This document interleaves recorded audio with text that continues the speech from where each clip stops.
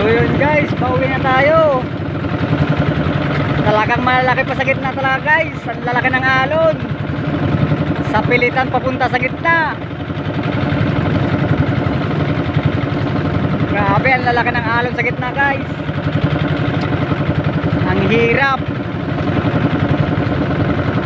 Sa pilitan lang yung pagpunta dun sa gitna.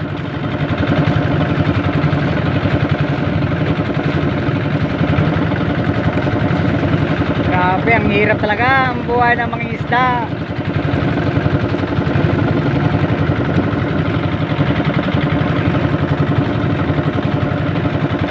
Hindi pa tayo nakapagdala ng tubig na inumin. Wala pa tayong tubig na inumin dito sa bangka. Kaapura ko kanina madaling araw, di na ako nakapagdala.